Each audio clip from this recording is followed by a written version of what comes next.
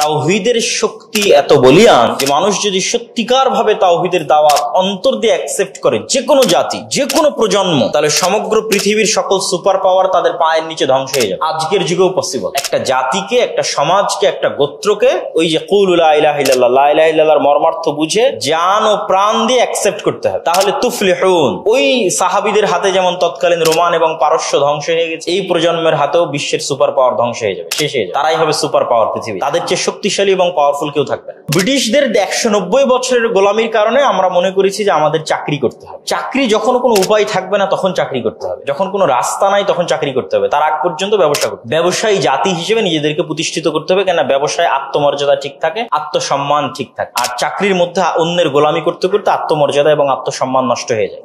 আপনারা সবাই ভালো আছেন? আলহামদুলিল্লাহ।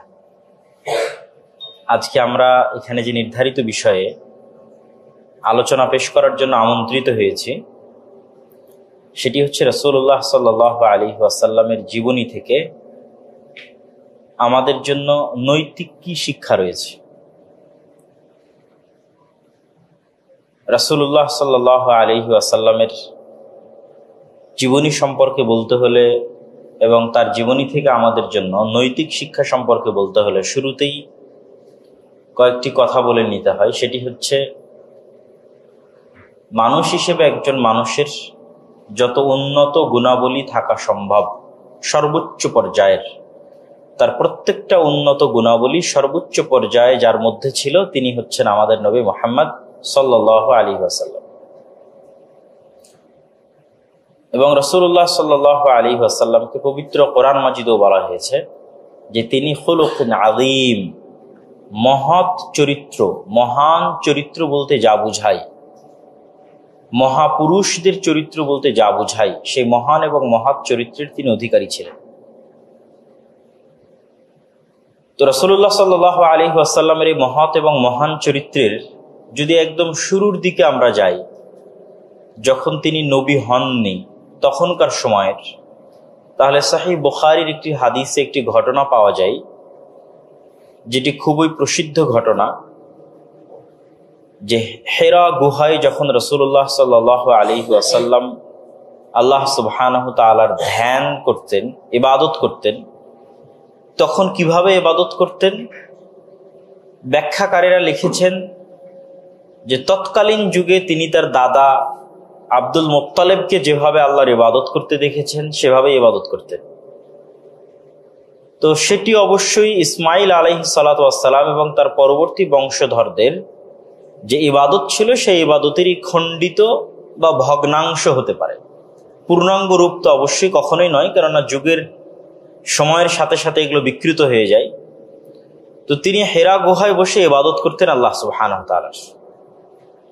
তো হঠাৎ একদিন জিবরাইল আলাইহিস সালাতু ওয়াস সালাম আসলেন, তাকে পড়ার জন্য বললেন। বিখ্যাত ঘটনা। তিনি বললেন আমি পড়া জানি না। তারপরে 3 বার বলার পর তিনি পড়তে পারলেন ইকরা বিসমি রাব্বিকাল্লাযী খালাক, এবং 5টি আয়াত অবতীর্ণ হলো। জিবরাইল আলাইহিস সালাতু ওয়াস সালাম বিদায় নিয়ে চলে গেলেন। তারপরে মুহাম্মদ সাল্লাল্লাহু আলাইহি ওয়াসাল্লাম পাহাড় থেকে নিচে নেমে আসলেন। অনেক লম্বা পথ, যারা হীরা গুহায় গেছে তারা জানে। দীর্ঘ লম্বা পথ তিনি নিচে নেমে আসলেন তার স্ত্রীর কাছে, যিনি তার চাইতে বয়সে বড় ছিলেন, খাদিজা রাদিয়াল্লাহু তাআলা আনহা। আসার পর তিনি বলছেন জাম্মিলুনি জাম্মিলুনি, চাদর দিয়ে আমাকে ঢেকে দাও, কেননা ওনার শরীর তখন থরথর থরথর করে কাঁপতেছিল। খাশিতু আলা নাফসি, আমি মৃত্যুর আশঙ্কা করতেছি, আমি মারা যাব মর্মে আশঙ্কা করতেছি, অতএব চাদর দাও, আমি একটু ল্যাপ বা কম্বল গায়ে দিয়ে শুই। প্রচন্ড পরিমাণে ঠান্ডা এবং শরীর কম্পমান, জ্বর আসার পূর্বে যেরকম হয়। তো যখন রাসূলুল্লাহ সাল্লাল্লাহু আলাইহি ওয়াসাল্লাম বললেন যে আমি মৃত্যুর আশঙ্কা করতেছি, তখন তার স্ত্রী খাদিজা রাদিয়াল্লাহু তাআলা আনহা পাল্টা উত্তরে বলছেন লা ইউখজিকাল্লাহু আবাদা, আল্লাহ সুবহানাহু তাআলা আপনাকে কখনোই ধ্বংস করবেন না অথবা অপমানিত করবেন না। কেননা ইন্নাকা লা তাসিলুর রাহিম, আপনি আত্মীয়তার সম্পর্ক রক্ষা করেন। ওয়া তাকরিজ যায়ফ, মেহমান আসলে মেহমানের মেহমানদারি করান। ওয়া তুঈনু আলা নাওয়াইবিল হক, বিপদগ্রস্ত মানুষকে আপনি সহযোগিতা করেন। ওয়া তাহমিলুল কাল, যে তার বোঝা বহন করতে পারছে না, ঋণের বোঝা হোক অথবা চলন্ত পথে যে কোনো কিছুর বোঝা হোক, সেই বোঝা উঠিয়ে দিতে আপনি সহযোগিতা করেন। এইভাবে ধারাবাহিক রাসূলুল্লাহ সাল্লাল্লাহু আলাইহি ওয়াসাল্লামের যে গুণাবলীগুলো ওই দিন খাদিজা রাদিয়াল্লাহু তাআলা আনহা তুলে ধরেছেন, এগুলো নবী হওয়ার আগের গুণাবলী, পূর্বের গুণাবলী। এখন তো তিনি নবী হচ্ছেন, তো তখন খাদিজা রাদিয়াল্লাহু তাআলা আনহা তাকে অভয় বাণী দিচ্ছেন, আশ্বাস দিচ্ছেন যে আপনি কখনোই ক্ষতিগ্রস্তদের অন্তর্ভুক্ত হতে পারেন না, আল্লাহ কখনোই আপনার ক্ষতি করতে পারে না। এই গুণ যার মধ্যে থাকতে পারে, সে তার ক্ষতি আল্লাহ সুবহানাহু ওয়া তাআলা কিভাবে করতে পারে? এখানে সবচেয়ে আশ্চর্যের বিষয় হচ্ছে, খাদিজা রাদিয়াল্লাহু তাআলা আনহা চাইলে কিন্তু তখন বলতে পারতেন যে আল্লাহ আপনার ক্ষতি করবেন না, কেননা আপনি দীর্ঘ 1 মাস থেকে হেরা গুহায় আল্লাহর ইবাদতে মগ্ন আছেন। এটা বলতে পারতেন না? পারতেন না? আপনাদের কি মনে হয়? এটাই তো বেশি কানেক্টেড ছিল, কেন এখনই উনি হেরা গুহা থেকে ফিরে আসতেছেন, তাহলে তো বেশি লজিক্যাল এটাই হয় যে খাদিজা রাদিয়াল্লাহু তাআলা আনহা বলবেন আল্লাহ আপনার ক্ষতি করবেন না, কেন আপনি 1 মাস থেকে হেরা গুহায় আল্লাহর ইবাদত করছেন। কিন্তু উনি কিন্তু ওইটা বলেননি, ওইটা তুলে ধরেন। তিনি তুলে ধরেছেন সব ওই গুণগুলো যা মানুষের সাথে সম্পৃক্ত, আল্লাহর সাথে কানেক্টেড কোনো কিছু তুলে ধরেন। আত্মীয়তার সম্পর্ক রক্ষা করা কার সাথে সম্পৃক্ত? কার সাথে? মানুষের সাথে। বিপদগ্রস্ত মানুষকে সহযোগিতা করা কার সাথে? মানুষের সাথে। বোঝা যার ভারী হয়ে গেছে, ঋণের বোঝা, এটা কার সাথে? মানুষের সাথে। মেহমান আসলে মেহমানদারি করতে হবে, খাওয়াতে হবে, মেহমান নওয়াজি করতে হবে, কার সাথে? মানুষের সাথে। তো মুহাম্মদ সাল্লাল্লাহু আলাইহি ওয়াসাল্লাম অনেক উঁচু গুণের অধিকারী ছিলেন জন্মগতভাবে, এবং তার 2টি গুণ তৎকালীন আরব বিশ্বে, নবী হওয়ার পূর্বে সমগ্র আরব বিশ্বে ছড়িয়ে পড়েছিল। এক, তিনি সত্যবাদী, আর আরেকটি হচ্ছে তিনি আমানতদার, ন্যায়পরায়ণ।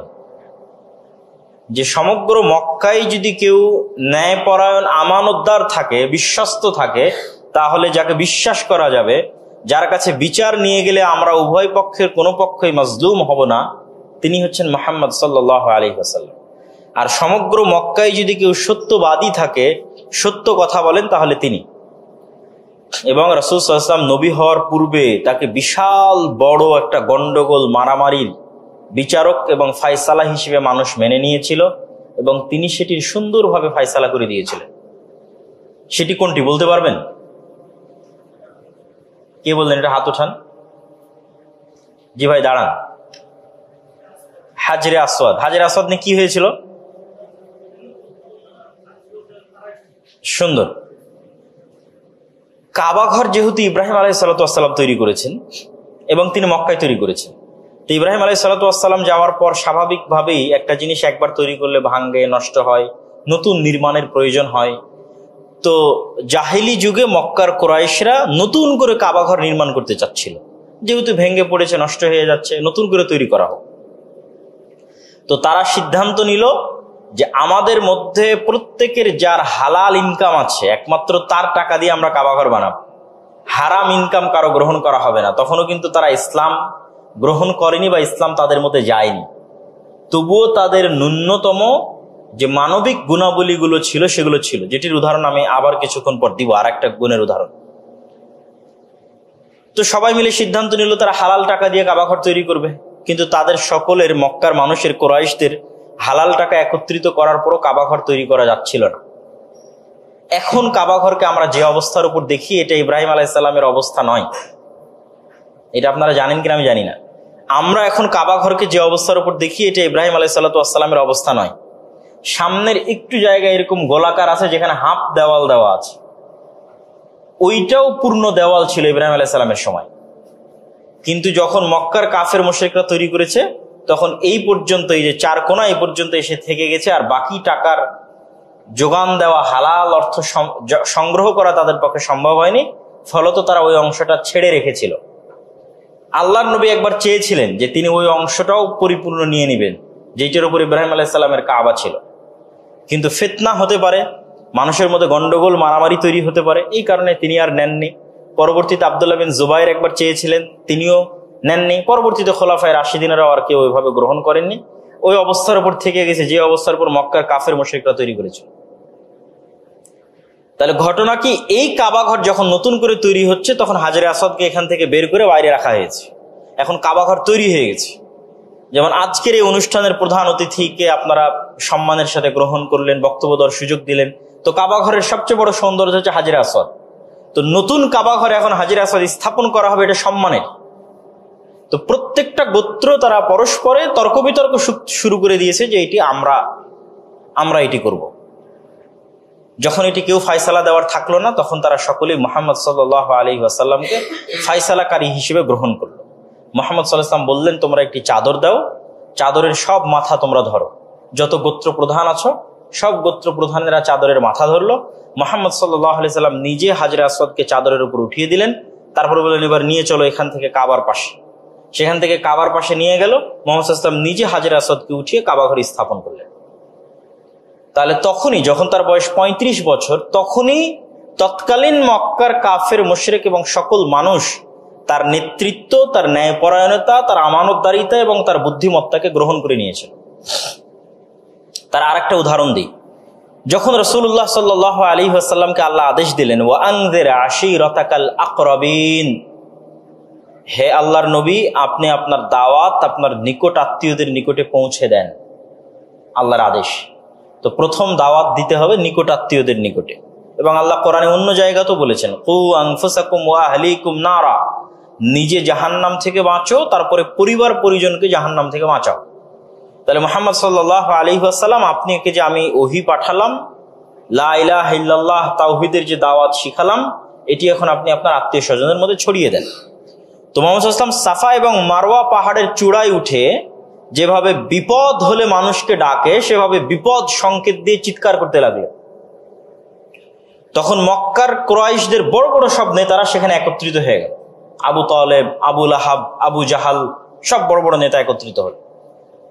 তো মুহাম্মদ সাল্লাল্লাহু আলাইহি ওয়াসাল্লাম বলছেন, জিজ্ঞেস করছেন, আমি যদি তোমাদেরকে বলি যে এই পাহাড়ের পিছনে এখন একদল শত্রু অবস্থান করছে মক্কায় আক্রমণ করার জন্য, তোমরা কি বিশ্বাস করবে? তখন তাদের উত্তর কি ছিল? তাদের উত্তর ছিল, তুমি এখন পর্যন্ত আমাদের মধ্যে কখনো মিথ্যা বলনি, আমরা কখনো তোমাকে মিথ্যা বলতে দেখিনি। আমাদের জানা নাই যে মুহাম্মদ সাল্লাল্লাহু আলাইহি ওয়াসাল্লাম তার জীবনে মজাক করে হলেও মিথ্যা বলেছে, মানুষের সাথে মজাকের ছলে হলেও মিথ্যা বলেছে, বলেননি। তাহলে তুমি বললে তো আমরা অবশ্যই বিশ্বাস করব। তখন এবার তিনি বললেন, কুলু লা ইলাহা ইল্লাল্লাহ তুফলিহুন, আমি যে দাওয়াত নিয়ে এসেছি, এক আল্লাহর ইবাদত করতে হবে, তাওহীদে বিশ্বাস করতে হবে, এটির প্রতি বিশ্বাস স্থাপন করো, তোমরা সফল কাম হয়ে যাবে, সাকসেসফুল হয়ে যাবে, সাকসেসফুল ক্যারিয়ার তোমাদের হয়ে যাবে দুনিয়াতে এবং পরকালে। দুনিয়াতে তোমরা বিশাল সাম্রাজ্যের অধিকারী হবা, আর পরকালে তোমরা বিশাল জান্নাতের অধিকারী হবা। আরজুহাস সামাওয়াতু ওয়াল আরজ।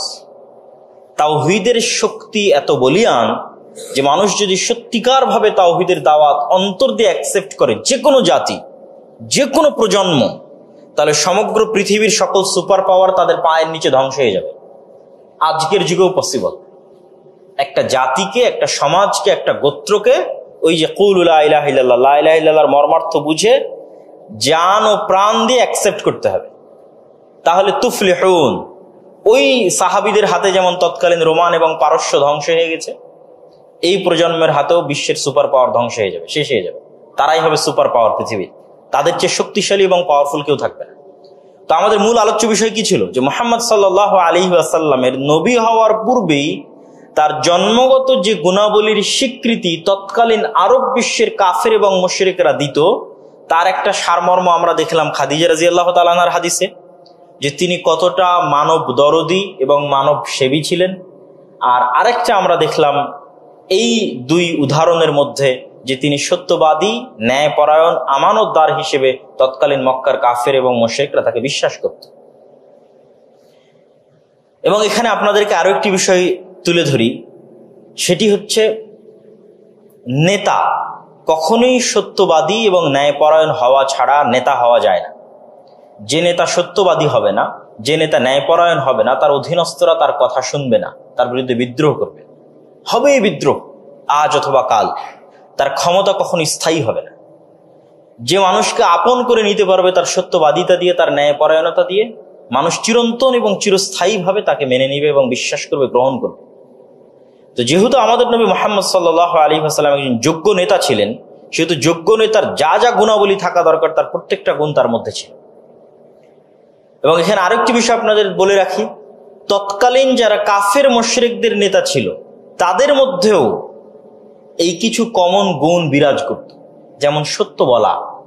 যেমন আবু সুফিয়ান, আবু জাহালের পরে দ্বিতীয় বড় নেতা। মক্কার কাফের মুশরিকদের আবু জাহালের পরে দ্বিতীয় প্রধান সেনাপতি কে? আবু সুফিয়ান। বদরের যুদ্ধে যখন আবু জাহাল মারা যায়, তারপরের প্রত্যেকটা যুদ্ধে মক্কার কাফের মুশরিক কুরাইশদের পক্ষ থেকে নেতৃত্ব কে দিত? কে দিত বলেন? আবু সুফিয়ান। তাহলে বদরের যুদ্ধ, উহুদের যুদ্ধ, খন্দকের যুদ্ধ, তারপরে হুদাইবিয়ার সন্ধি। হুদাইবিয়ার সন্ধিকালে মুহাম্মদ সাল্লাল্লাহু আলাইহি সাল্লাম চিঠি লিখেছেন বহির্বিশ্বের বড় বড় রাষ্ট্র নেতাদের কাছে ইসলামের দাওয়াত নিয়ে। আর ঠিক ওই সময়ই আবু সুফিয়ান তার বিজনেস কাজে, যেহেতু তারা ব্যবসায়ী ছিল, মুহাম্মদ সাল্লাল্লাহু আলাইহি সাল্লামের বংশ জন্মগতভাবে ব্যবসায়ী, পারিবারিকভাবে ব্যবসায়ী, এই জন্য তিনি মুহাম্মদ সাল্লাল্লাহু আলাইহি ওয়াসাল্লাম মুসলমানদের জন্য ব্যবসায়ী হওয়া পছন্দ করতেন, চাকরি করা নয়। রাসূলুল্লাহ সাল্লাল্লাহু আলাইহি ওয়াসাল্লাম একটা হাদিসে বলেছেন, আত-তাজিরুস সাদুক আল আমিন, সত্যবাদী আমানতদার ব্যবসায়ী কিয়ামতের মাঠে নবীদের সাথে থাকবে। বলেন আল্লাহু আকবার। সত্যবাদী আমানতদার ব্যবসায়ী কিয়ামতের মাঠে নবীদের সাথে থাকবে। এই জন্য উম্মতে মুহাম্মাদির বৈশিষ্ট্যগত যদি কোনো ক্যারিয়ার থাকে, জব থাকে, সেটি কি? ব্যবসা। মুহাম্মদ সাল্লাল্লাহু আলাইহি ওয়াসাল্লামের চাচা ব্যবসায়ী, তিনি নিজে ব্যবসায়ী, তার আত্মীয় স্বজন সব ব্যবসায়ী। তিনি খাদিজা রাদিয়াল্লাহু তাআলা আনহার ব্যবসা দেখাশোনা করতে গিয়েই ডাবল প্রফিট যখন দিয়েছেন, তখনই খাদিজা রাদিয়াল্লাহু তাআলা আনহা তাকে বিবাহের প্রস্তাব দিয়েছে। মানে কতটা চৌকস ব্যবসায়ী হলে তিনি ডবল প্রফিট এনে দিতে পারেন সিরিয়া থেকে। তো কিন্তু ব্রিটিশদের 190 বছরের গোলামির কারণে আমরা মনে করেছি যে আমাদের চাকরি করতে হবে। চাকরি যখন কোনো উপায় থাকবে না তখন চাকরি করতে হবে, যখন কোনো রাস্তা নাই তখন চাকরি করতে হবে, তার আগ পর্যন্ত ব্যবসা করতে হবে।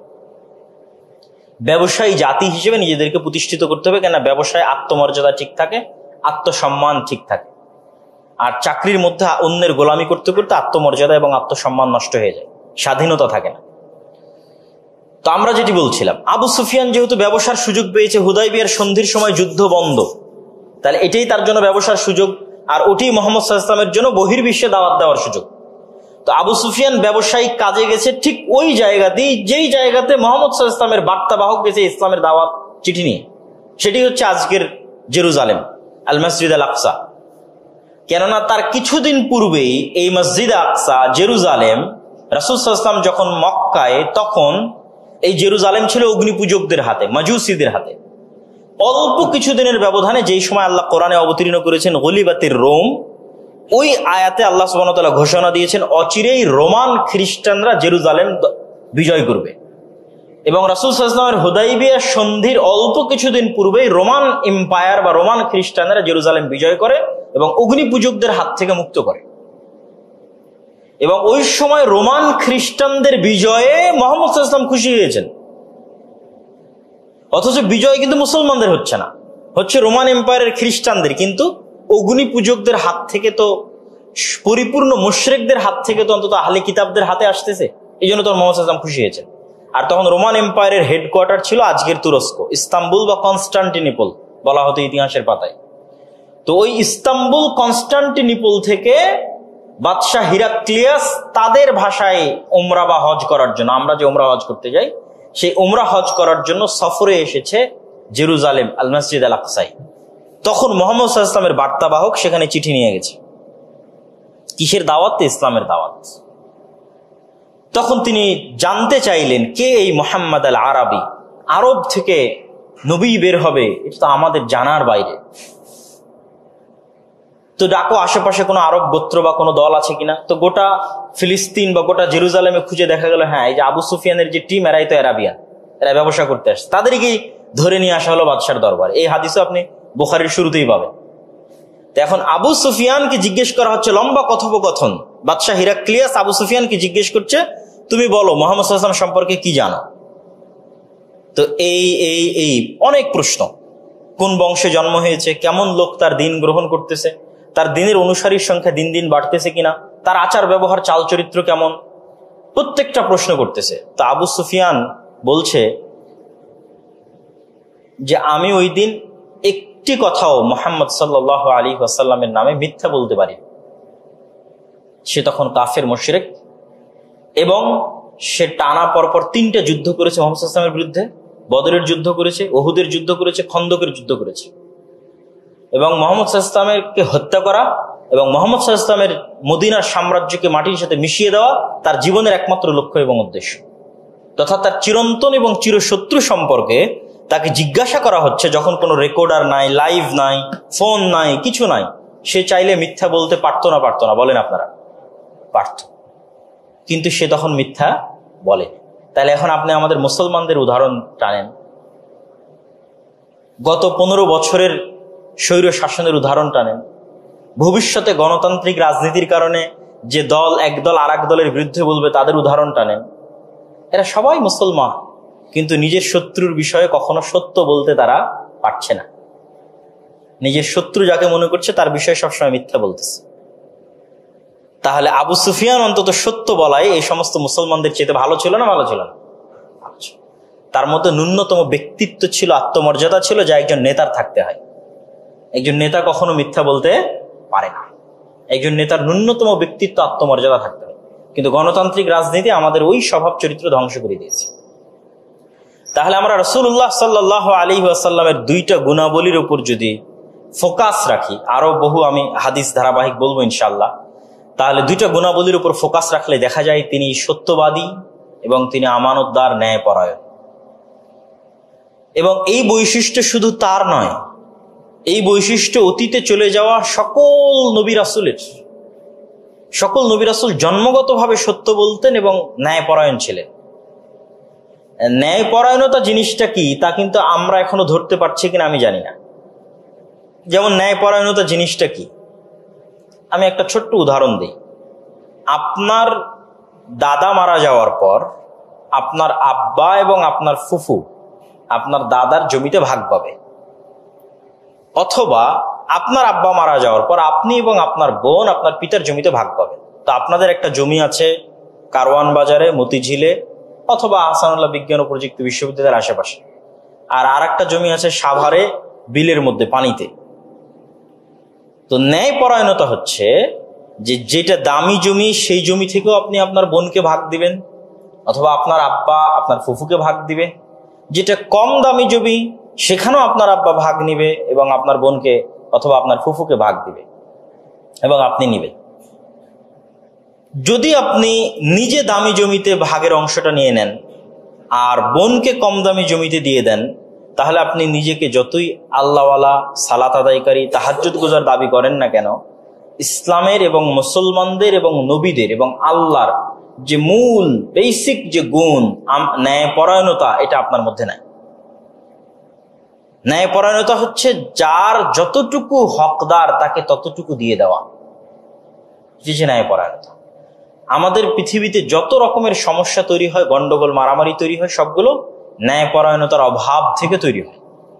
আমরা দুর্নাম করার সময় ইনসাফ করতে পারি না, আমরা পক্ষে বলার সময়ও ইনসাফ করতে পারি না। আমরা পক্ষে বললেও ন্যায়পরায়ণতার মাপকাঠি ছাড়িয়ে যাই, বিপক্ষে বললেও ন্যায়পরায়ণতার মাপকাঠি ছাড়িয়ে যায়। আল্লাহ সুবহানাহু ওয়া তাআলা নিজেও ন্যায়পরায়ণ এবং সত্যবাদী। রাসূলুল্লাহ সাল্লাল্লাহু আলাইহি ওয়াসাল্লাম বলছেন, সাবআতুন ইউদিল্লুহুমুল্লাহ ইয়াওমা লা দিল্লা ইল্লা দিল্লুহ।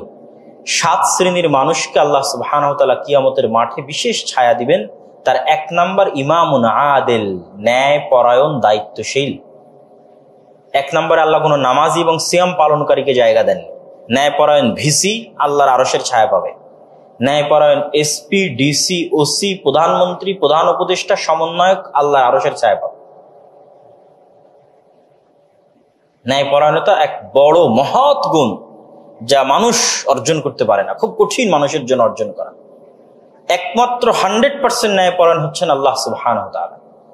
তো আমাদের নবীও ছিলেন ন্যায়পরায়ণ। তার জীবনের যে কোনো ঘটনা আপনি উঠিয়ে দেখেন, যে ঘটনায় নাস্তিকরা তর্ক বিতর্ক করে সেই ঘটনাগুলো উঠিয়ে দেখেন, আগে পিছে চতুর্দিকে বিশ্লেষণ করে দেখেন, তার প্রত্যেকটা ডিসিশন ছিল ন্যায়পরায়ণতার মাপকাঠিতে, শতভাগ ন্যায়।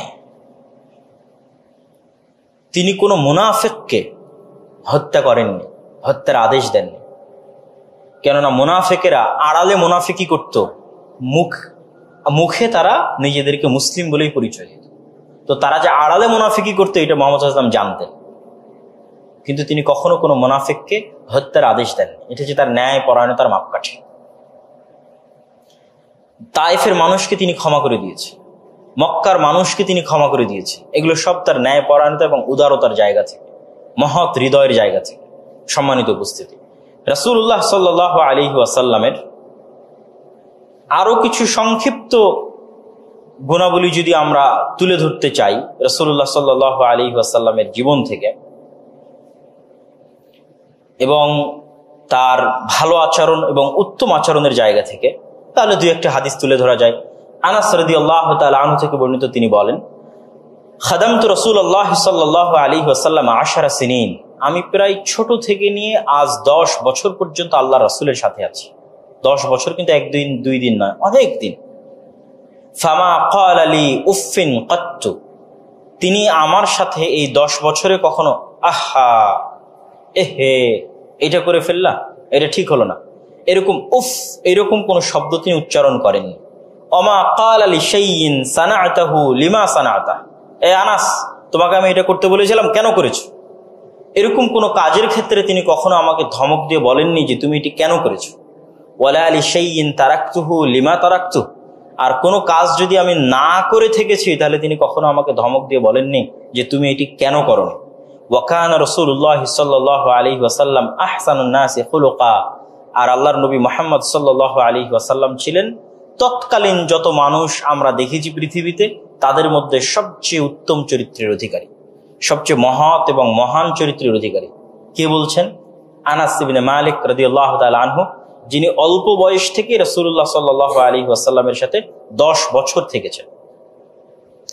আন আব্দুল্লাহ ইবনে ওমর রাদিয়াল্লাহু তাআলা আনহুমা, আব্দুল্লাহ ইবনে ওমর, ওমর রাদিয়াল্লাহু তাআলা আনহুর ছেলে আব্দুল্লাহ, তিনি বলছেন, লাম ইয়াকুনিন নাবিয়্যু সাল্লাল্লাহু আলাইহি ওয়াসাল্লাম ফাহিশান ওয়ালা মুতাফাহিশান ওয়া কানা ইয়াকুলু সাল্লাল্লাহু আলাইহি ওয়াসাল্লাম ইন্না মিন খিয়ারিকুম আহসানুকুম আখলাকা। আমরা কখনো রাসূলুল্লাহ সাল্লাল্লাহু আলাইহি ওয়াসাল্লামকে কর্কশ ভাষা ব্যবহার করতে দেখিনি। এবং আল্লাহ সুবহানাহু ওয়া তাআলা কোরআন মাজিদও বলেছেন, ওয়া ইন কুনতা ফাদ্দান গালিযাল কলবি লানফাদ্দু মিন হাওলিক, হে আল্লাহর নবী, আপনি যদি কর্কশ ভাষী হতেন, মানুষকে ধমক দিতেন কর্কশ ভাষায়, তাহলে মানুষ আপনার পাশ থেকে দূরে সরে যাবে, আপনার কাছে আসবে না। তো দূরে সরে গেলে দাওয়াত নিবে কে? আর আব্দুল্লাহ বিন ওমর বলছেন, রাসূলুল্লাহ সাল্লাল্লাহু আলাইহি ওয়াসাল্লামকে আমরা কখনো কর্কশ ভাষা প্রয়োগ করতে দেখিনি। আয়েশা রাদিয়াল্লাহু তাআলা আনহাকে একবার জিজ্ঞেস করা হলো তার স্ত্রীকে যে রাসূলুল্লাহ সাল্লাল্লাহু আলাইহি ওয়াসাল্লামের চরিত্র, স্বভাব চরিত্র কেমন ছিল, নীতি নৈতিকতা কেমন ছিল? তো আয়েশা রাদিয়াল্লাহু তাআলা উত্তরে বললেন, আলাস্তা তাকরাউল কোরআন, তোমরা কি কোরআন পড়োনি? তখন উত্তরে সাহাবী বলছে, হ্যাঁ, আমরা তো কোরআন পড়েছি। বলছে, ফা ইন্না খুলুকান নাবিয়্যি সাল্লাল্লাহু আলাইহি ওয়াসাল্লাম কানাল কোরআন, তোমরা যদি কোরআন পড়ে থাকো তাহলে আল্লাহর নবীর চরিত্রই হচ্ছে কোরআন। কোরআনে যা যা তোমরা দেখছো তার সবকিছুই রাসূল সাল্লাল্লাহু আলাইহি ওয়াসাল্লামের চরিত্রের মধ্যে আছে। যেমন কোরআনে সূরা হুজরাত আমরা যদি পড়ে থাকি, আমাদের পক্ষে যদি পড়া সম্ভব হয়, ইসলামের সামাজিক ন্যায় নীতির মাপকাঠি পাবেন আপনি সূরা হুজরাতে। যে সমাজে আমরা একজন আরেকজনের সাথে চলবো কিভাবে তার দিক নির্দেশন আছে সূরা হুজরাতের মধ্যে। যে তোমরা পরস্পরের গীবত করিও না, অপবাদ দিও না, গোয়েন্দাগিরি করিও না, অসংখ্য দিক নির্দেশনা আছে। কাউকে বিকৃত নামে ডাকিও না, এই প্রত্যেকটা দিক নির্দেশনা সূরা হুজরাতের মধ্যে আল্লাহ সুবহানাহু ওয়া তাআলা দিয়েছেন। কারো বাড়িতে প্রবেশ করার পূর্বে তার বাড়িতে তার কাছ থেকে অনুমতি নিয়ে নাও। একথায় সমাজে চলতে মানুষের সাথে মানুষের যা ঘটতে পারে তার মধ্যে কি করণীয় তাই সূরা হুজরাতের মধ্যে আছে। তোমরা অহংকার করে পৃথিবীতে চলিও না, নরম ভাষায় কথা বলো। তুমি অহংকার করলে মাটিকেও ফাটতে পারবে না, পাহাড়ের চেয়ে উঁচু হতে পারবে না। এরকম অসংখ্য উপদেশ সমাজে চলার জন্য আল্লাহ সূরা হুজরাতের মধ্যে দিয়েছে। তাহলে এই প্রত্যেকটা উপদেশ যদি আপনি ফিট করতে চান যে দুনিয়াতে এরকম কে আছে যে কারো গীবত করেনি। গীবত মানে আমার মধ্যে ত্রুটিটা আছে, এটা সত্য। মিথ্যা জিনিসকে অপবাদ বলে, আর সত্য জিনিস কিন্তু ত্রুটি প্রচার করাকে গীবত বলা হয়। আমি সত্যি একটি অপরাধ করেছি, এটা আপনি জানেন, আর এই সত্য অপরাধকে আপনি মানুষের মধ্যে বলে বেড়াচ্ছেন, এটাকে কি বলা হয়? গীবত। আর এটি যদি আপনি ঢেকে দেন, মান সাতারা মুসলিমান না বলেন, কেউ যদি কোনো মুসলমানের কোনো অপরাধকে পর্দা দিয়ে দেয়, ঢেকে দেয়, আল্লাহ কিয়ামতের মাঠে তার অপরাধকে ঢেকে দিবেন। বলেন আল্লাহু আকবার। আল্লাহ আমার এবং আপনার অপরাধকে ঢেকে দিবে যদি আমি আমার ভাইয়ের কোনো একটা অপরাধ ঢেকে দিই। তাহলে এরকম যত হাদিস আছে, এই প্রত্যেকটা হাদিস এবং এই প্রত্যেকটা আয়াত যদি আপনি মনে করেন যে দুনিয়াতে কেউ বাস্তবায়ন করেছে, তাহলে তিনি কে? বলেন তো তিনি কে? মুহাম্মদ সাল্লাল্লাহু আলাইহি ওয়াসাল্লাম। এটাই আয়েশা রাদিয়াল্লাহু তাআলা আনহা বলছেন। এবং রাসূলুল্লাহ সাল্লাল্লাহু আলাইহি ওয়াসাল্লামও আমাদেরকে বহু আদেশ দিয়েছেন, বহু নিষেধ দিয়েছেন ভালো এবং উত্তম আচরণ সম্পর্কে। সে আদেশ এবং নিষেধগুলো আমরা ধারাবাহিকভাবে যতগুলো সম্ভব তুলে ধরব। তারপর আরো দু একটি উদাহরণ রাসূল সাল্লাল্লাহু আলাইহি ওয়াসাল্লামের উত্তম আচরণের আমরা দেখি। আয়েশা রাদিয়াল্লাহু তাআলা আনহা থেকে বর্ণিত, তিনি বলেন, একদা রাসূলুল্লাহ সাল্লাল্লাহু আলাইহি ওয়াসাল্লামের বাড়িতে একজন ইহুদি আসলো আল্লাহর নবীর বাড়িতে। এসে বলছে, আসসালামু আলাইকুম। সালাম ইহুদিরাও বলে, আজও বলে। শালোম, সাবাত শালোম, শনিবারের দিন বলবে। সাবাত হচ্ছে শনিবার, যেটাকে আরবিতে বলা ইয়াউমুস সাবত, ওটাই হিব্রুতে হয়ে গেছে সাবাত। আর আরবিতে যেটা সালাম, সেটাই হিব্রুতে শালোম। ঠিক আছে, ওরা মানুষের সাথে যখন দেখা যায় শালোম মানে সালাম। তো ইহুদিরাও সালাম দিত, মুসলমানেরাও সালাম দিত। তো আরবিতে একটা শব্দ আছে সালামের পরিবর্তে, সেটা হচ্ছে সাম। সাম মানে বিষ, যা দিলে মানুষ মরে যায়। তো ওই ইহুদি বাড়িতে এসে বলছে, আসসালামু আলাইকুম, মানে মোহাম্মদ তোমার মৃত্যু হোক, নাউজুবিল্লাহ। তখন এই কথাটা আয়েশা রাদিয়াল্লাহু তাআলা আনহা বাড়ির মধ্যে থেকে শুনে নিয়েছে। শুনে নিয়ে তিনি প্রচন্ড ক্ষিপ্ত হয়ে গেছে। আয়েশা রাদিয়াল্লাহু তাআলা আনহা প্রচন্ড ক্ষিপ্ত হয়ে তিনি বলছেন, আলাইকুম ওয়া লা'নাকুমুল্লাহ ওয়া গাযাবাল্লাহু আলাইকুম। বলছে, মৃত্যু আল্লাহর নবীর না, মৃত্যু তোমাদের হোক। আল্লাহর অভিশাপ আর আল্লাহর লানত তোমাদের উপর বর্ষিত হোক। তো আয়েশা রাদিয়াল্লাহু তাআলা আনহা মহিলা মানুষে ক্ষিপ্ত হয়ে গেছে। তখন মুহাম্মদ সাল্লাল্লাহু আলাইহি ওয়াসাল্লাম তাকে বলছেন, মাহলান ইয়া আয়েশা, থামো থামো আয়েশা থামো। আলাইকি বিররিফক, মানুষের সাথে নম্র আচরণ করো, মানুষের সাথে ভদ্র আচরণ করো। আলাইকি বিররিফক, মানুষের সাথে নরম হও। ওয়া ইয়াকা ওয়াল উনফ ওয়াল ফুহশ, মানুষের সাথে কর্কশ খারাপ বদমেজাজি আচরণ করিও না। তখন আয়েশা রাদিয়াল্লাহু তাআলা আনহা বলছেন, আওয়ালাম তাসমা মা ক্বালু, আল্লাহর নবী আপনি কি শোনেননি এই ইহুদি কি বলেছে আপনাকে? আপনি কি এটা শোনেননি?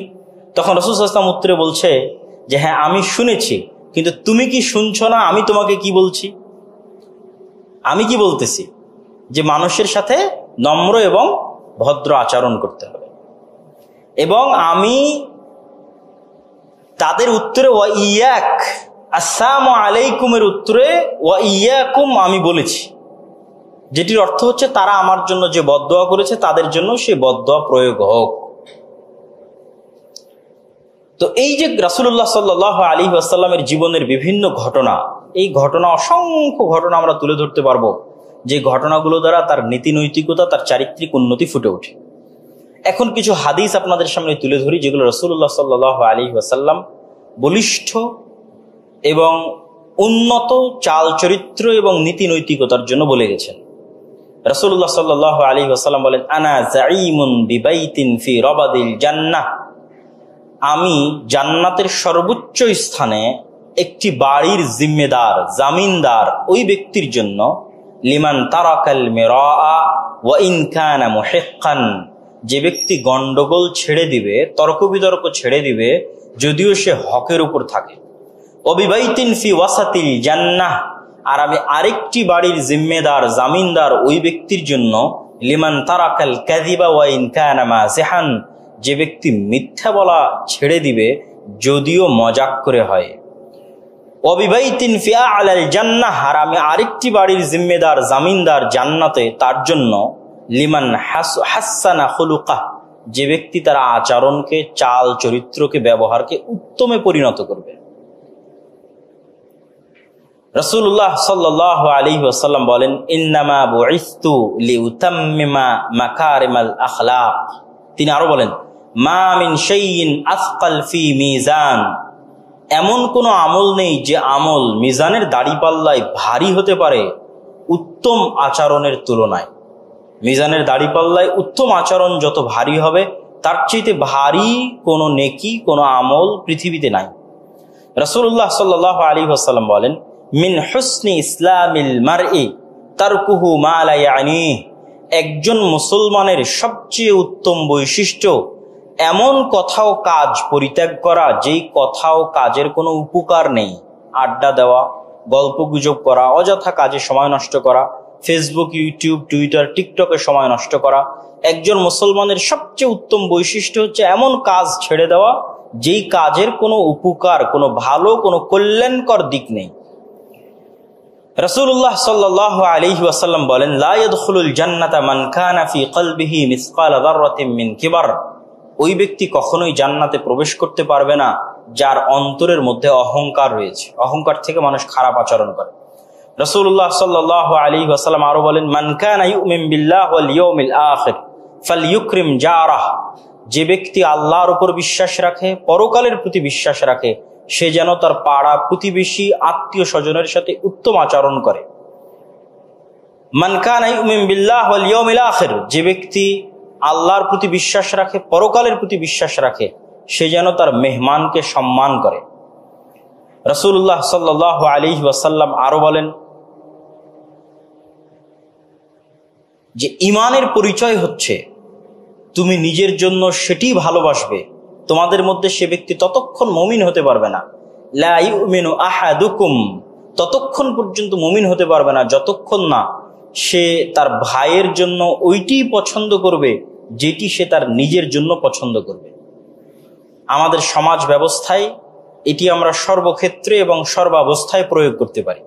চলতে ফিরতে, উঠতে বসতে, যদি এটা অনেক কঠিন পরীক্ষা, মানুষের পক্ষে সম্ভব কতটুকু আল্লাহ ভালো জানে, কিন্তু এগুলো উত্তম চরিত্র, উত্তম নীতি নৈতিকতার মানদণ্ড।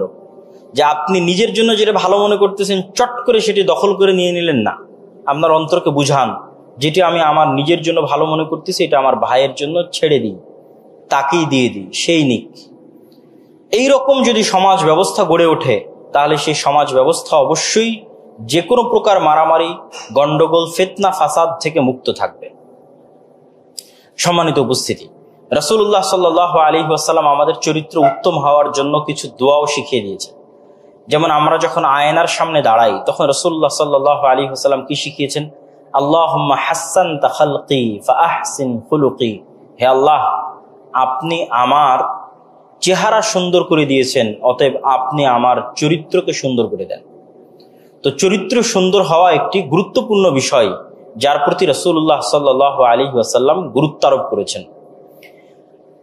চরিত্র সুন্দর এবং ইসলামের মৌলিক গুণাবলী, এই সব বিষয়ের শেষে দু একটি হাদিস বলে আমার বক্তব্য শেষ করে দেওয়ার চেষ্টা করব। সেটি হচ্ছে, ইসলামে প্রত্যেক মানুষ বা প্রত্যেক মুসলমানের তিনটে জিনিস আর এক মুসলমানের প্রতি হারাম। এক, রক্ত; দুই, অর্থ; তিন, সম্মান। যত মানবাধিকার আইন আছে, সকল মানবাধিকার আইনে রক্তের নিরাপত্তার কথা বলা আছে, অর্থের নিরাপত্তার কথা বলা আছে, কিন্তু সম্মানের নিরাপত্তার কথা বলা নাই। একমাত্র রিলিজিয়ান পৃথিবীতে যেখানে মানুষের সম্মানের নিরাপত্তার নিশ্চয়তা দেওয়া আছে এবং সম্মানের নিরাপত্তার গুরুত্ব দিতে গিয়ে অসংখ্য হাদিস এবং অসংখ্য আয়াত অবতীর্ণ হয়েছে। হিউম্যান রাইটস অনুযায়ী আপনি আমার বিরুদ্ধে লিখতে পারবেন, এটাই হিউম্যান রাইটস। আর ইসলামের বিধান অনুযায়ী আপনি আমার বিরুদ্ধে লিখবেন না, এটি আমার সম্মান। আপনি আমার সম্মানকে হেফাজত করলেন, আমার সম্মানকে বাঁচালেন। আপনি বলছেন তাহলে অপরাধের বিচার হবে কিভাবে সমাজে? মানুষ যদি সবকিছু গোপন রাখে তাহলে বিচার হবে কিভাবে? মানুষ যদি বিচার চায় অবশ্যই বিচার হবে, কিন্তু মানুষ যদি বিচার না চায় যে আমি এই জিনিসটার মাফ করে দিলাম বা ক্ষমা করে দিলাম, তাহলে সেক্ষেত্রে অবশ্যই যে কোনো অপরাধের ক্ষেত্রে মানুষ আর এক মানুষকে ক্ষমা করে দিতে পারে। যেমন হাবিল বলেছিল কাবিলকে যে তুমি আমাকে হত্যা যদি করতে চাও হত্যা করো, আমি তোমাকে পাল্টা হত্যা করব না। তো ব্যক্তিগত দ্বন্দ্বের ক্ষেত্রে, আমি সামাজিক বা রাষ্ট্রীয় দ্বন্দ্বের কথা বলছি না, বা এখান থেকে আমি সন্ন্যাসবাদকে প্রমোট করছি এটিও না, ব্যক্তিগত দ্বন্দ্বের ক্ষেত্রে মানুষের সর্বোচ্চ পর্যায়ের ছাড় দেওয়া উচিত। যখনই সেটি রাষ্ট্রীয়, দেশীয় বা শারঈ আল্লাহর বিধিবিধানগত কোনো বিষয় আসবে, তখন অবশ্যই আল আমরু বিল মারুফ ওয়ান নাহি আনিল মুনকার, সৎ কাজের আদেশ এবং অসৎ কাজে বাধা প্রদানের যে আল্লাহর আদেশগুলো রয়েছে সেগুলোই প্রয়োগ হবে। কিন্তু কেউ আমার সাথে ব্যক্তিগতভাবে খারাপ ব্যবহার করতেছে, ব্যক্তিগত শত্রুতা করতেছে, তখন মানুষ যত উন্নত চরিত্রের বহিঃপ্রকাশ করতে পারে তত ভালো। তো কি বলছিলাম, তিনটে জিনিস মানুষের প্রতি আর এক মানুষের পক্ষ থেকে হারাম করা আছে, এবং ইসলামের সকল মূলনীতির ঊর্ধ্বে এই মূলনীতি, সেটি হচ্ছে জীবনের হেফাজত। শুকুর খাওয়া হারাম, কিন্তু জীবন বাঁচানোর জন্য হালাল। প্রত্যেকটা হারাম হালাল হতে পারে জীবন বাঁচানোর জন্য, আর প্রত্যেকটা হালাল হারাম হয়ে যেতে পারে জীবন বাঁচানোর জন্য। জীবন বাঁচানোর চাইতে বড় বিধান এবং বড় ফরজ ইসলামে নাই। এমনকি রাসূলুল্লাহ সাল্লাল্লাহু আলাইহি ওয়াসাল্লাম বলেছেন, কাবা ঘর ধ্বংস হওয়া আল্লাহর নিকটে অনেক হালকা অপরাধ। যে আমি আপনি দুটো কোড়াল নিয়ে গিয়ে কাবা ঘর ধ্বংস করে দিলাম, বা বম নিয়ে গিয়ে কাবা ঘর ধ্বংস করে দিলাম, এটা অনেক কম অপরাধ আমি আরেকজনকে হত্যা করছি নিরপরাধ মানুষকে সেটির চাইতে। নিরপরাধ মানুষকে হত্যা করা আল্লাহর নিকটে কাবা ঘর ধ্বংস করার চাইতে বড় অপরাধ। রাসূলুল্লাহ সাল্লাল্লাহু আলাইহি ওয়াসাল্লাম আর এক হাদিসে বলেন, সারা পৃথিবীর সব মানুষ একত্রিত হয়ে যদি একজন নিরপরাধ মানুষকে হত্যা করে, লাকাব্বাহুমুল্লাহু জামিআন ফিন্নার, তাহলে সারা পৃথিবীর সব মানুষকে আল্লাহ একজন নিরপরাধ মানুষকে হত্যার অপরাধে জাহান্নামে নিক্ষেপ করতে চুল পরিমাণ দ্বিধাবোধ করবেন না। তাহলে ইসলামে মানুষের জীবন রক্ষার চাইতে বড় কিছু নাই। তো রাসূলুল্লাহ সাল্লাল্লাহু আলাইহি ওয়াসাল্লাম যে গুণাবলীগুলো নিজে ধারণ করতেন, যে গুণাবলীগুলো মানুষের কাছে ছড়িয়ে দিতেন, তার যদি আমরা সম্পূর্ণরূপে সারমর্ম করি তাহলে 5টা বিষয়ের মধ্যে আমরা সীমাবদ্ধ করতে পারবো। 1, সত্য বলা, ন্যায় পরায়ণ হওয়া। আপনি গত 15 বছর যত ওসি, ডিসি, এসপি, মন্ত্রী ছিল, তাদের 60-70% নামাজি, হাজি, ওমরাকারী ছিল, কিন্তু সে একজন ওসি হিসেবে তার দায়িত্বে ন্যায়পরায়ণ ছিল না। তার মানে সে ইসলাম কি এটা বুঝেনি। বাইতুল মুকাররমে পাঞ্জাবি মাথায় দিয়ে, টুপি মাথায় দিয়ে, দাড়ি রেখে মানুষ মারামারি করতেছে, তার মানে তার কাছে ইসলাম বাহ্যিক এবং আক্ষরিক অর্থে ধরা দিয়েছে নামাজ হিসেবে, কিন্তু ইসলাম এজ এ দিন, as a complete code of life, তার বেসিক এলিমেন্ট হচ্ছে ন্যায়পরায়ণতা। আল্লাহ সুবহানাহু ওয়া তাআলা নিজে ন্যায়পরায়ণ, এবং এই ন্যায়পরায়ণতার মাপকাঠিতে তিনি কিয়ামতের মাঠে বিচার করবেন। তার কাছে কোনো ডিসক্রিমিনেশন নাই, কোনো বৈষম্য নাই, পৃথিবীর সকল মানুষ তার কাছে সমান। ইন্না আবাকুম ওয়াহিদ, রাসূল সাল্লাল্লাহু আলাইহি ওয়াসাল্লাম বলেছেন, তোমাদের সকলের পিতা একজন। জো বাইডেনের পিতা আর ডক্টর ইউনূসের পিতা একজন। এই জন্য আল্লাহর কাছে কোনো ডিসক্রিমিনেশন নাই, না কালার ডিসক্রিমিনেশন, আর না ট্রাইবাল ডিসক্রিমিনেশন, না গোত্র, না জাতি, না নেশন, না ভাষা, কোনো কিছুর ভিত্তিতে নাই। তিনি এই জন্য ন্যায়পরায়ণ। ন্যায়পরায়ণতা হচ্ছে ইসলামের সবচেয়ে বড় মাপকাঠি। আর বাকি 3টে জিনিস কি? মানুষের জীবনকে হেফাজত করা, মানুষের অর্থকে হেফাজত করা, মানুষের সম্মানকে হেফাজত করা। ইসলামী খেলাফা বা ইসলামী রাষ্ট্র ব্যবস্থা প্রতিষ্ঠা হওয়া মানে, সবাই আমরা আজকে আহসানুল্লাহ বিজ্ঞান ও প্রযুক্তি বিশ্ববিদ্যালয়ে ইসলাম কায়েম করে দিলাম মানে সবাই নামাজ পড়তে আসবে এটি না, আর সব বোনেরা পর্দা করবে এটি না। আহসানুল্লাহ বিজ্ঞান ও প্রযুক্তি বিশ্ববিদ্যালয়ে ইসলাম কায়েম করলাম মানে এখানে কেউ অন্যায়ের শিকার হবে না,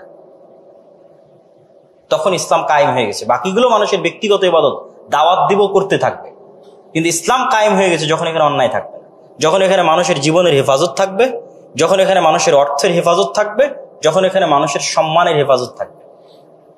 এবং 5টা মৌলিক অধিকার কল্যাণমূলক রাষ্ট্র বা ইসলাম তাকে দিবে। তার থাকা, খাওয়া, পরিধান, বস্ত্র, শিক্ষা, চিকিৎসা, এই যে 5টা মৌলিক অধিকার আছে, এটা যদি একজন পশুও না পায় তার জন্য ইসলামী রাষ্ট্র জিম্মেদার থাকবে। আর যদি একজন পশুর জন্য নিশ্চিত হয়ে যায় যে তার খাবারের ব্যবস্থা আছে, তার সকল কিছুর ব্যবস্থা হয়ে গেছে, মানুষের সকল কিছুর ব্যবস্থা হয়ে গেছে, তাহলে এটা ইসলামী রাষ্ট্র হয়ে গেছে। এবং ইসলামী রাষ্ট্রের অর্থনীতি হবে সুদমুক্ত। আপনি বলবেন যে তাহলে এই ধরনের ন্যায়পরায়ণতা তো আমেরিকায় আছে, কিন্তু আমেরিকায় সুদমুক্ত অর্থনীতি নাই। সুদমুক্ত অর্থনীতির মাধ্যমে মানুষের, সুদযুক্ত অর্থনীতির মাধ্যমে মানুষের উপর অত্যাচার করা হয়, মানুষের উপর জুলম করা হয়। সুদ নিজেই একটা গোলামির জিঞ্জির। এই গোলামির জিঞ্জির সকলের জন্য, হিন্দুর জন্য, বৌদ্ধের জন্য, খ্রিস্টানের জন্য, ইহুদির জন্য, নট অনলি ফর মুসলিম, খালি মুসলমানদের জন্য আমি বলতেছি। পৃথিবীর প্রত্যেক মানুষের জন্য গোলামের জিঞ্জির হচ্ছে সুদ। তাহলে এখানে পরিপূর্ণ ন্যায়পরায়ণতা প্রতিষ্ঠিত হয়নি, অর্থনৈতিক সাম্য এবং অর্থনৈতিক ন্যায় প্রতিষ্ঠিত হয়নি। অর্থনৈতিক সাম্য এবং অর্থনৈতিক ন্যায় প্রতিষ্ঠা হওয়ার জন্য সুদ মুক্ত অর্থনীতি লাগবে, এবং অবশ্যই 100 টাইমস বেটার হবে আজকের আমেরিকার চাইতে। আমেরিকার মানুষই শতভাগ বেশি ভালো থাকবে যদি সুদ মুক্ত অর্থনীতি বাস্তবায়ন করা হয়। সেখানে মানুষের বেশি স্বাধীনতা থাকবে, বেশি স্বাচ্ছন্দ্য থাকবে। আর না হলে দেখবেন ইংল্যান্ডে যদি যান তাহলে দেখবেন আপনার সকল কিছু নিরাপত্তা আছে, আপনার খাওয়া, আপনার থাকা, আপনার চিকিৎসা, সকল কিছু নিরাপত্তা আছে, কিন্তু আপনার দিন আনতে দিন শেষ। তথা আপনার ইনকামের লেভেলটা হচ্ছে আপনি সারা জীবনের ইনকাম দিয়ে একটা বাড়ি কিনতে পারবেন না, সারা জীবনের ইনকাম দিয়ে একটা জমি কিনতে পারবেন না, সারা জীবনের ইনকাম দিয়ে নিজের পায়ে নিজের স্বাধীন ইচ্ছা মতো কিছু করতে পারবেন না। আপনাকে সব কিছু দিয়ে রাখা আছে, কিন্তু আপনি গোলাম। কেননা অর্থনৈতিক স্বাধীনতা নাই। অর্থনৈতিক স্বাধীনতা না থাকার কারণে আপনি অর্থনৈতিক গোলামের জীবন যাপন করছেন।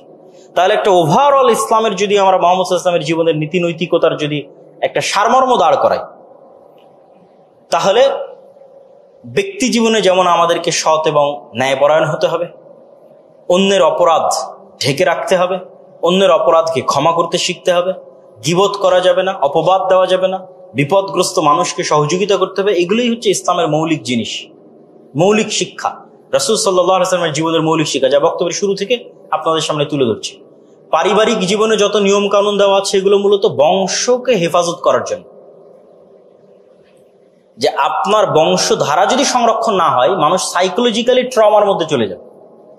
একটা সন্তান জানে না যে তার বাবাকে, সে সাইকোলজিক্যালি এবং মেন্টালি আরেকজন সন্তানের চাইতে যে জানে তার বাবাকে ডিপ্রেসড থাকবে, ফ্রাস্ট্রেশনে থাকবে। 100% আপনি লিখে নেন, পরীক্ষা করেন। পৃথিবীতে একজন সন্তান যে তার পিতার পরিচয় জানে, আরেকজন সন্তান তার পিতার পরিচয় জানে না। যে জানে না সে ফ্রাস্ট্রেশনে থাকবে, হতাশায় থাকবে। পিতার পরিচয় যেন মানুষ জানতে পারে, এই জন্য পারিবারিক সিস্টেম, পরিবারের দুর্গ, এই জন্য অবৈধ সম্পর্ক নিষিদ্ধ, এই জন্য রিলেশনশিপ নিষিদ্ধ, এই জন্য একমাত্র মানুষের নারী এবং পুরুষের কাছে যাওয়ার একমাত্র বৈধ মাধ্যম হচ্ছে বিবাহ। এই জন্য তালাকের এই লম্বা প্রসেস, এগুলো সবগুলো মানুষের বংশধারাকে সংরক্ষণ করার জন্য। আর শয়তান কিন্তু সবচেয়ে বড় আঘাতটা এই জায়গাতেই করে। আপনাদের তো জানার কথা যে ইবলিস যখন বসে তার বিশাল সিংহাসন নিয়ে, তখন সবচেয়ে বেশি খুশি হয় কাউকে জেনা করাতে পারলে না, সবচেয়ে বেশি খুশি হয় যদি স্বামী স্ত্রীর মধ্যে বিচ্ছেদ ঘটাতে পারে। কেন? এটাতে পরিবার ধ্বংস হয়। এবং এখন যে আমরা পাশ্চাত্য থেকে যেটা দেখে আসলাম এবং বাংলাদেশেও চর্চা হচ্ছে, LGBTQ, এটি মানুষের, পুরুষের পৌরুষত্ব এবং মানুষের মনুষ্যত্বকে ডাউন করার জন্য। ফেরাউনের পৌরুষত্ব এবং মনুষ্যত্ব ডাউন ছিল না, চরম লেভেলের অহংকারী ছিল, কিন্তু পুরুষ ছিল। যে ফেরাউন যদি মনে করতো মনে মনে যে সে একজন নারী, তাহলে স্বাভাবিক পৌরুষত্ব এবং স্বাভাবিক মনুষ্যত্ব ডাউন হয়ে যেত।